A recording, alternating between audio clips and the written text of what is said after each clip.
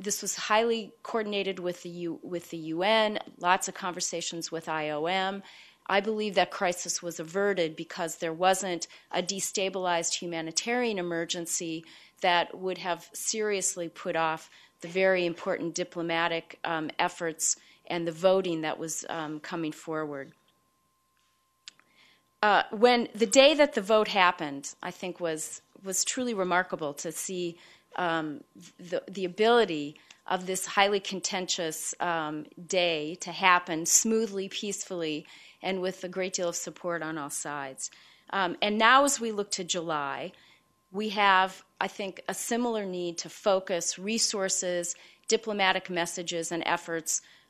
There are many unresolved issues that are the matter of some furious and fast-paced discussions going on as we speak in Ethiopia. Ambassador Marsden alluded to some of them over the resolution of oil, resolution of currency, resolution of citizenship, and still the matter of the borders. All of these will have an impact on the future as we go forward towards July 9th.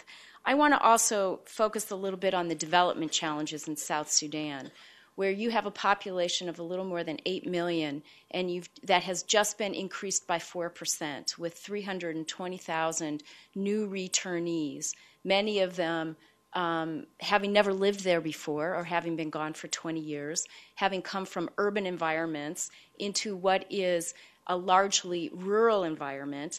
I think people forget in the conversation about what is the reality on the ground in the South, where you have something around 70 to 80% of the population works in highly rural, either farm or pastoral-based livelihoods.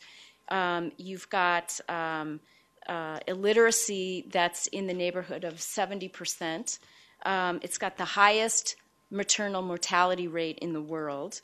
And you've got, just to give you a sense of the severity, 80% of the population doesn't have access to latrines, and 50% use firewood or grass for illumination.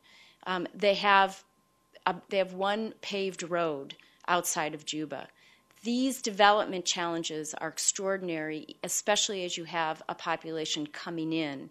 And so as we look at the July deadline, where the negotiations are talking about what's going on between the North and the South, you also have to look at what's going on inside of both the North and inside the South.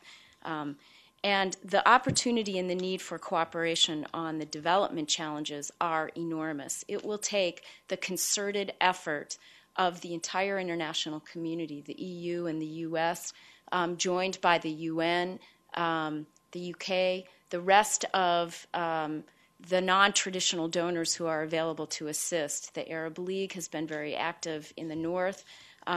China is an important player.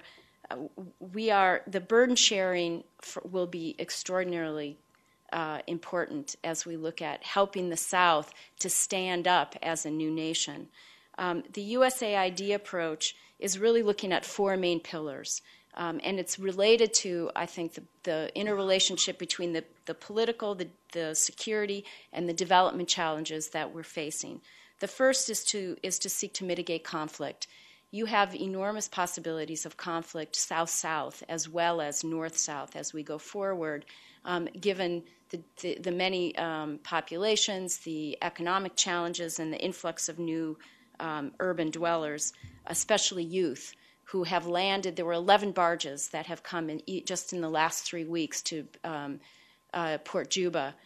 People getting off, many of them women-headed households, many of them youth who have never lived there before, headed off to their homes that are largely in rural parts of 4 or 5 key states in the South. And then there's a what's next moment. What's next for them? What do they do? How do they make a living? So the second issue that we're looking at is combating corruption, ensuring that there is a state stood up that is able to govern and to withstand what could be otherwise crippling corruption, as we see in so many other countries. Third is focus on economic growth, particularly agricultural opportunities, looking at both the smallholders, but also looking at what are some of the larger investments that can fuel the economy. And fourth is to build the government of South Sudan's systems so that they can truly provide the essential services for their people. We have, from the perspective of moving from a set of investments over the past 20 years of significant relief, we have the opportunity to help move that now into investments that lay the groundwork for and catalyze longer-term development. There are, right now, one of the key issues is helping these new parts of these areas where you have an influx of people coming from outside.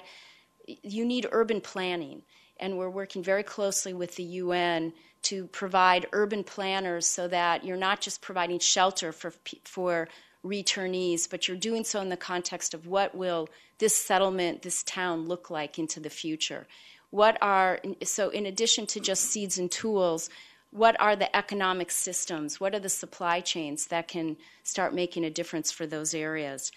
When I was there in December, I had an opportunity to visit a little town called Akobo, which is on the Ethiopian border in Jonglei State, which has first and foremost the benefit of a very dynamic county commissioner leader who is a returnee, having gone to college at the University of Kentucky, and has now returned and has this very visionary approach to a town that is cut off for 3/4 of the year access other than air to the rest of Sudan. They're across the river from Ethiopia, and last year was called by the BBC the hungriest place on earth. He has, with assistance from a program that AID has that focuses on taking conflict-sensitive approaches when you're promoting relief and development. He has set up a series of programs. First of all, we were able to help build a county commissioner office and then an office for the tribal elders so that they have a place from which to govern.